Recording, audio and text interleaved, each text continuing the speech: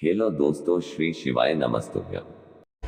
बहुत ध्यान दीजिएगा महाराज। श्राद्ध पक्ष की कथा चल रही है। शिव महापुराण आज विराम की ओर है। ब्राह्मण को भोजन नहीं करा पा रहे हैं, मान लो आप गौ माता को रोटी नहीं दे पा रहे हैं, स्वान को भोजन नहीं दे पा रहे, कौवे को भोजन नहीं दे पा रहे हो, और मान लो गया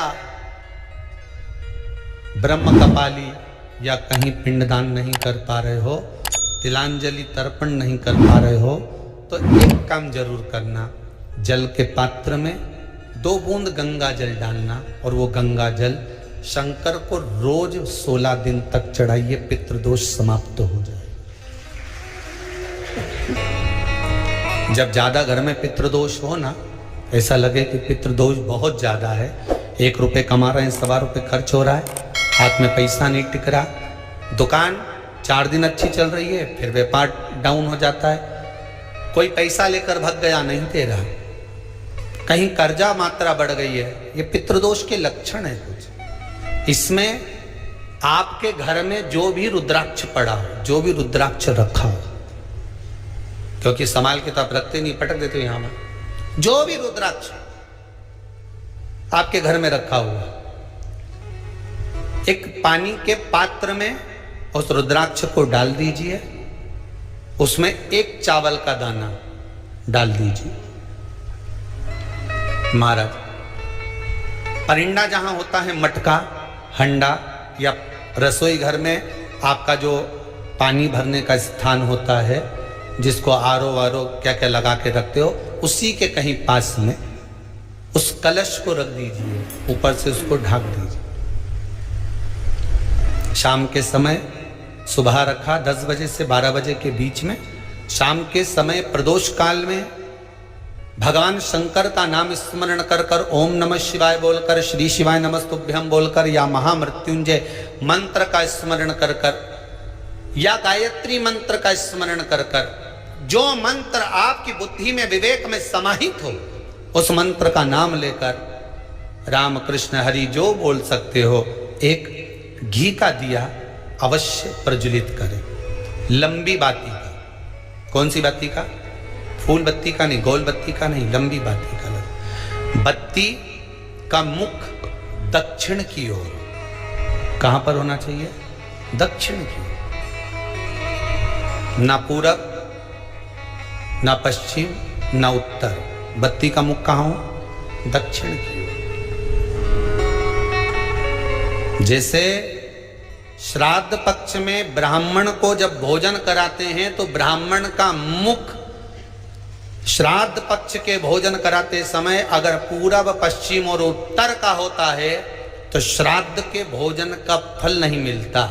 उसका मुख दक्षिण का होता है तो हमारे घर के जितने भी पितर उस तिथि में गए होते हैं, सबको उसका भाग मिल जाता है और पितृदोष समाप्त हो जाता है। इसलिए ब्राह्मण का मुख श्राद्ध पक्ष में भोजन कराते समय दक्षिण का होना चाहिए।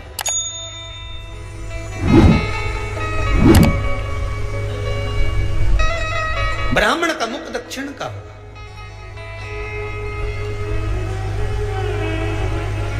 यहां तक शास्त्र कहता है, महाराज, अगर गौ माता को श्राद्ध पक्ष में अगर भोजन दे रहे हो तो गाय का मुख अगर दक्षिण का है, गाय का, आपका मुख भले उत्तर का हो, गाय का मुख दक्षिण का हो, आपका मुख भले पूरा पश्चिम नहीं का, गाय का मुख अगर दक्षिण में है, अगर आपने दक्षिण में गाय को खड़ी कर रखा है और दक्षिण में उसका मुख और आप भोजन दे रहे हो, तो शास्त्र कहता है कि किसी पिंड की जरूरत नहीं पड़ती, गाय स्वतः कल्याण कर देती है, गौ माता स्वतः कल्याण कर। दक्षिण मुखी हो तो दिए की जो बाती का मुख कहां होना चाहिए? दक्षिण का। और दक्षिण का मुख होना चाहिए।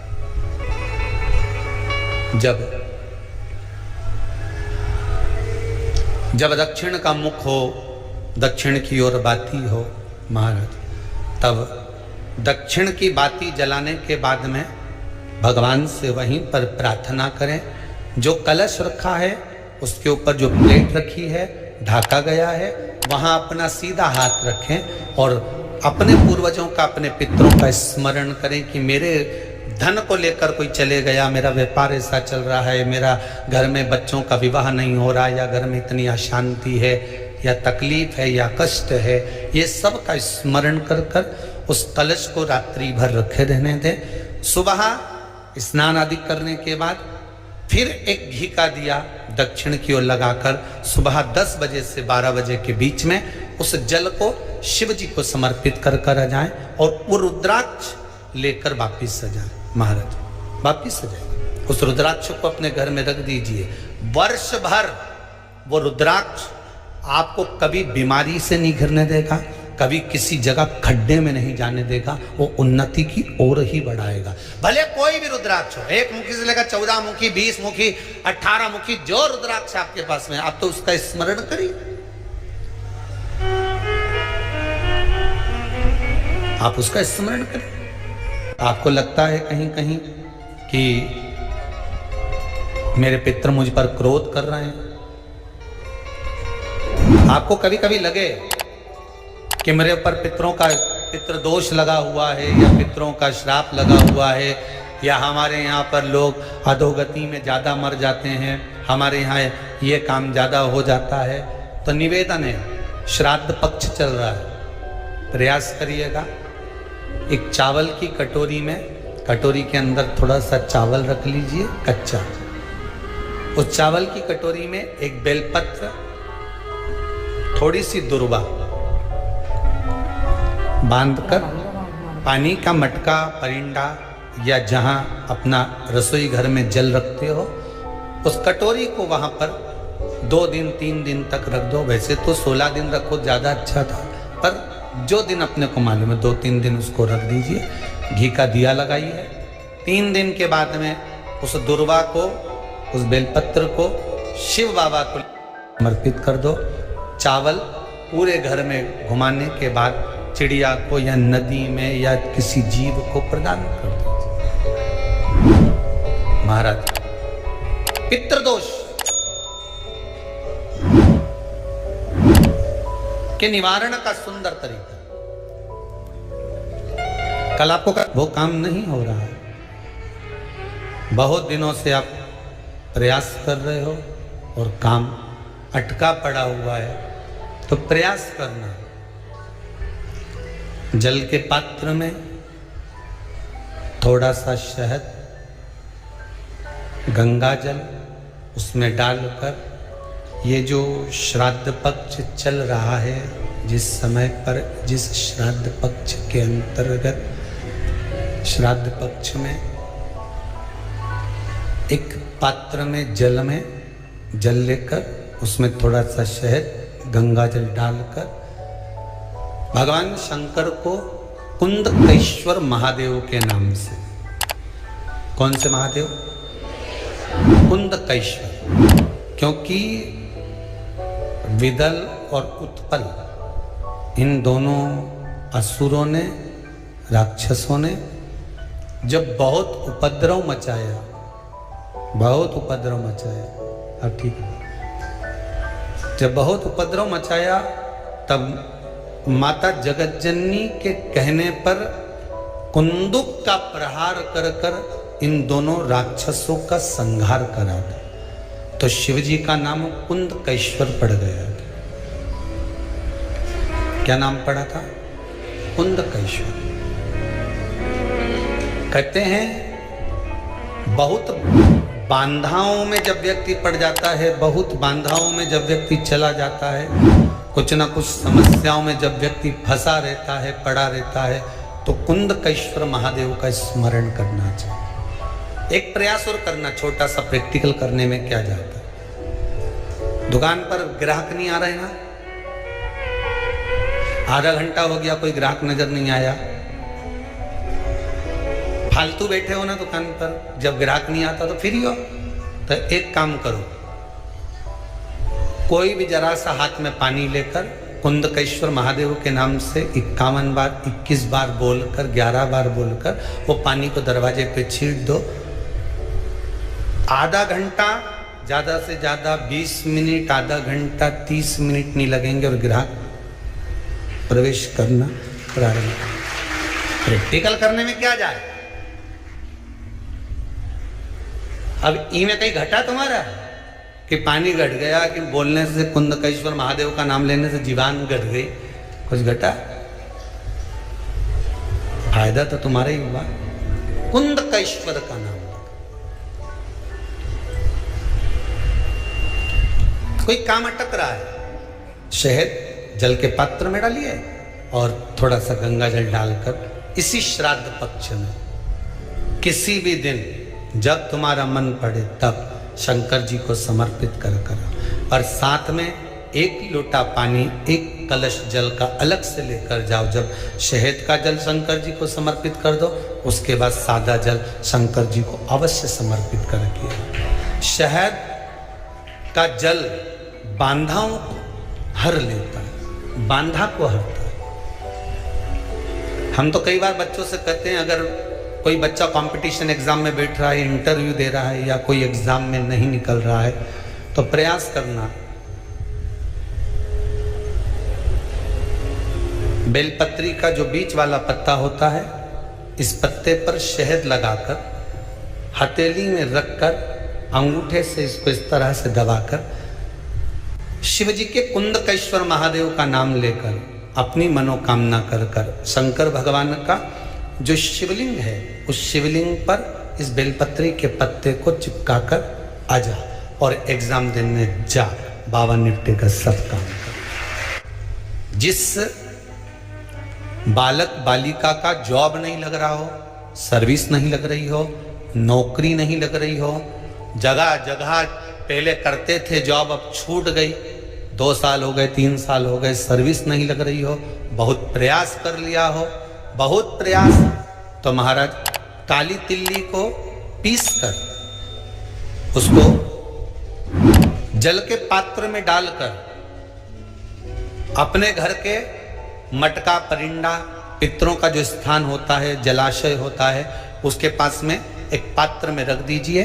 बेलपत्री या बट का पेड़ या पीपल का पेड़, इस वृक्ष के नीचे एक रात्रि तक रखे रहने के बाद में दूसरे दिन अपनी कामना कर जिनका जॉब नहीं लग रहा, सर्विस नहीं लग रही, नौकरी नहीं लग रही या कहीं उलझने उत्पन्न हो रही है, उस व्यक्ति को हाथ में ले जाकर उस पात्र का जल, 3 वृक्ष पितरों के तुल्य हैं। कल की कथा में कहा था, पहला बेलपत्री का, दूसरा पीपल का, तीसरा बड का, ये 3 पितरों के तुल्य हैं। इन 3 में से किसी भी वृक्ष के नीचे उस काली तिल के जल को समर्पित कर दीजिए। महाराज बाबा चाहेगा, भोलेनाथ जी चाहेगा तो 3 महीने में कहीं ना कहीं योग बना ही देगा, ये पक्का। बाबा पर विश्वास रखो, शंकर भगवान पर भरोसा विश्वास रखकर आप कार्य करेंगे, क्यों ना हो।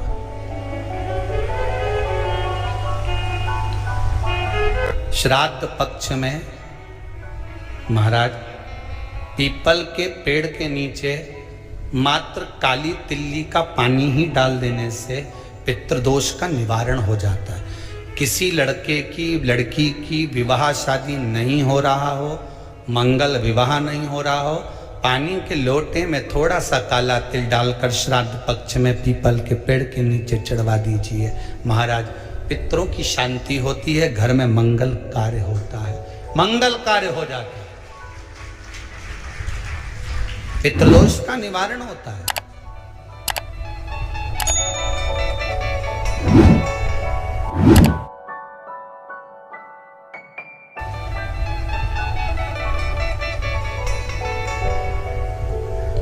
बहुत रोग घिर गया, ऐसा लग रहा है कि बहुत बड़ी बीमारी शरीर में आ गई है, वो मिट नहीं रही, बीमारी बहुत बड़ी है, नहीं जा रही। सरसों का फूल भगवान शंकर को चढ़ाना प्रारंभ कर दो। सरसों तो आप अपने घर के अंदर भी बो सकते हो, उसमें पीला फूल आ ही जाता है, शिव जी को चढ़ाना चालू कर दो, बीमारी समाप्त होना प्रारंभ। शिव को समर्पित किया गया एक एक भाग, एक एक भाग। महाराज लगे ऐसा कि घर में शांति नहीं है, सुख लक्ष्मी तो है, परिवार भी छोटा है, पर शांति नहीं। जब देखो जब किसी ना किसी का मुंह चलता रहे, क्रोध में बोलते रहें, शब्दों के तीर चलते रहें, शांति नहीं है। प्रयास करिए। श्राद्ध पक्ष में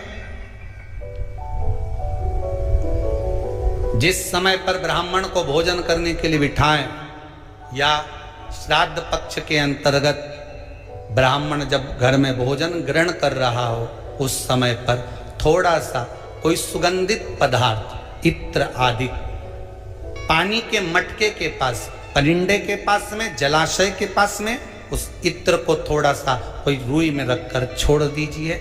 घर में कभी क्लेश नहीं हो सकता, शांत का माहौल हो जाए। पितृपक्ष में किया जाए, पितृपक्ष। और एक बात और अच्छे से ध्यान रखिएगा, आप ब्राह्मण को भोजन कराएं ना कराएं, आपने धूप छोड़ी ना छोड़ी वो पता नहीं, गाय को रोटी दी ना दी, स्वान को भोजन दिया ना दिया, कौवे को भोजन दिया ना दिया, चलेगा। पर जिस दिन अमावस्या के दिन पितृपक्ष समाप्त हो, उस दिन प्रदोष काल में, प्रदोष के समय पर, प्रदोष काल में शाम के समय पर जाकर किसी भी नदी, तालाब, बावड़ी, कुआं, कहीं ना कहीं जो आपके पास में हो, वहां पर एक घी का दिया, बत्ती का मुंह दक्षिण की ओर कर कर अवश्य जला कर जाना। सारे पितृदोष समाप्त हो जाएगा, सारा पितृदोष समाप्त। अमावस्या के दिन किसी भी जलाशय के पास में, नदी, तालाब, बावड़ी, कुआं, जो आपके शहर में, आपके गांव में, आपके नगर में हो, वहां जाकर लगा दे। अगर नदी, तालाब, बावड़ी, कुआं नहीं है तो पीपल का वृक्ष हो या बेलपत्री का वृक्ष हो या बट का वृक्ष हो, उसके नीचे लगा दो प्रदोष काल में। पर अमावस्या के दिन लगाएं जरूर। क्यों? क्योंकि अमावस्या 16 दिन तक पितृ मृत्यु लोक में आने के बाद में भोजन ग्रहण करते हैं। अमावस्या के दिन पितृ शाम के समय प्रदोष काल में शंकर भगवान का नाम जाप कर कर नदी, तालाब, बावड़ी पर पानी पीने जाते हैं। वहां से जल का आचमन कर कर पितृ अपने लोक को चले जाते हैं प्रदोष काल के समय पर। इसलिए प्रदोष काल में जलाशय के पास में, बावड़ी, कुआं, नदी, तालाब के किनारे पर दिया लगाया जाता है, दक्षिण की ओर मुख कर कर बत्ती का। तो पितृ आशीर्वाद देते हुए जाते हैं कि फलो फूलो, आगे बढ़ो, उन्नति करो, तरक्की करो। ये पितरों का आशीर्वाद रहता है, पितरों का वर रहता है। आप देंगे उसको मिलेगा। कुछ करा ना करा, फिर अमावस्या के दिन, जिस दिन पितृपक्ष समाप्त हो, उस दिन दिया दक्षिण की ओर बाती का मुख कर कर लगा। महाराज एक बात बहुत अच्छे से समझ लीजिए, जिसके घर में क्लेश होता हो, अशांति रहती हो, क्लेश रहता हो, या छोटी छोटी बात पर विवाद चालू हो जाता हो, या पति पत्नी में, परिवार में, सास बहू आदि कादिक में कहीं ना कहीं कुछ अगर विवाद रहता हो, तो शास्त्र कहता है ऐसा बेलपत्री की डंडी रहती है ना, बहुत ध्यान दीजिएगा महाराज। श्राद्ध पक्ष की कथा चल रही है, शिव महापुराण आज विराम की ओर है, ध्यान दीजिएगा।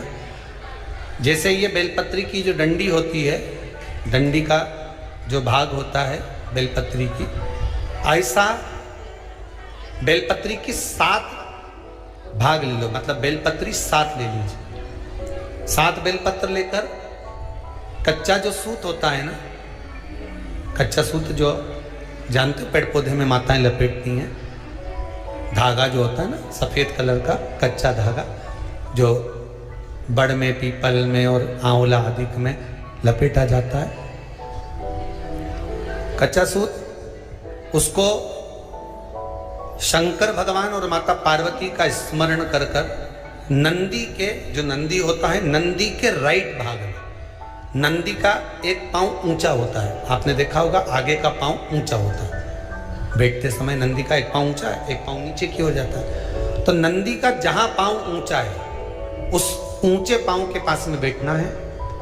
कच्चे सूत पर उस बेलपत्री के जो 7 गुच्छ हैं, 7 जो बेलपत्री के भाग हैं, 7 बेलपत्री हैं, उसको अपना नाम गोत्र स्मरण कर कर उस कच्चे सूत को लपेटना है। महाराज लाल कलर का चंदन उस बेलपत्री के पत्ते में जो अग्रभाग होता है, सबसे आगे का भाग, सातों में लाल चंदन लगाना है। महाराज उस चंदन को लगाकर आप प्रदोष के दिन, प्रदोष काल में शंकर भगवान को समर्पित अगर करते हैं तो जिस घर का गोत्र बोला है उस घर में कभी क्लेश नहीं हो सकता, उस शांति का अनुभव, उसमें क्लेश नहीं हो सकता। एक धागा होता है पक्का धागा, एक धागा होता है कच्चा धागा। बहुत ध्यान दीजिएगा महाराज, पक्के धागे से नहीं लपेटना सफेद। कच्चा जो धागा पीपल में, बड़ में या आंवला आदि में जो हम लोग लपेटते हैं पूजन करते समय, वो कच्चा धागा। और एक बात और आपको कहने, ध्यान दीजिएगा, अगर मान लो किसी पति पत्नी का तलाक तक की नौबत हो गई और तलाक नहीं कराना है, आपस में वापिस प्रेम बढ़ जाए, छोरी वापिस घर में रहे, बेटा उसको रखे, बहू रहे, आपस में प्रेम बढ़े, वो भले मायके चली गई हो, वो भले लड़का छोड़कर चले गया हो, अकेली रह रही हो और चाहती है कि मैं पति के साथ रहना है, तलाक नहीं होना चाहिए, हम दोनों में प्रेम रहे, वो संभाले मेरे को भी और मैं भी आदर करूं, वो भी आदर करे। तो मेरा निवेदन है, कच्चा जो सूत होता है, कच्चा जो धागा होता है, नंदी के ठीक पीछे बैठकर कोई साथ में आपके परिवार का कोई व्यक्ति चले जाए और हस्तकमल को, जिसको अपने परिवार में वापिस रहना है, उस स्त्री हो या पुरुष हो, दोनों में से कोई भी नंदी के पीछे बैठकर सोमवार की जिस दिन अष्टमी पड़े उस दिन नंदी के पीछे बैठकर हाथ को ऐसा बंद करना है, हाथ में एक बेलपत्री रखना है, सीधी सीधी बंद कर कर 7 बार उस हाथ पर कच्चा सूत लपेट देना है, उस सूत को वापस निकाल लेना है, बेलपत्री के साथ, बेलपत्री के साथ में, और बेलपत्री को तो अपने पास में रखना। सबसे पहले माता पार्वती का जो हस्तकमल ऐसा होता है शिव मंदिर में, उस हस्तकमल में वो सूत जो आपके हाथ से निकला है वो उसमें डाल देना है, माँ जगत जननी से प्रार्थना कर कर, और जो बेलपत्री आपने संबंध को जोड़ने के लिए अपने हाथ में ली है वो शंकर भगवान के कटी भाग में, फिर निवेदन करूंगा कटी भाग को समझ लीजिए। ये शिवलिंग रखा है, जहां पर शंकर भगवान का शिवलिंग, माता पार्वती जी के हस्त कमल पर जो शिवलिंग रखा है, ये भाग कटी भाग कहलाता है। इस जगह पर जहां शंकर और पार्वती का मिलन हुआ है, उस जगह पर उस बेलपत्री को रख देना है। महाराज ज्यादा से ज्यादा 3-4 महीने लगते हैं, दोनों में वापस प्रेम बढ़ जाता है, दोनों एक हो जाते हैं। तलाक तक बात चल भी रही हो तो तलाक समाप्त हो जाता है, प्रेम, करुणा, आसक्ति, स्नेह बढ़ जाता है, संबंध टूटने की कतार पर। एक बार माता पार्वती को समर्पित तो करो अपना संबंध कि मां अब तुझे नहीं भाना, माना मैंने अपशब्द कह दिया होगा, माना मेरी गलती होगी, थोड़ी गलती उनकी भी होगी, पर दोनों की गलती है मां, अब इस संबंध को तुझे निभाना। जब कच्चा सूत माता के हाथ में रखो तब माता को विनती करना, इस संबंध की डोरी अब तेरे को दे दी, दीन बंधु दीनानाथ मेरी डोरी तेरे हाथ। अब यह डोरी मैंने तुमको दे दी, अब यह संबंध आपको निभाना है, अब ये संबंध मेरा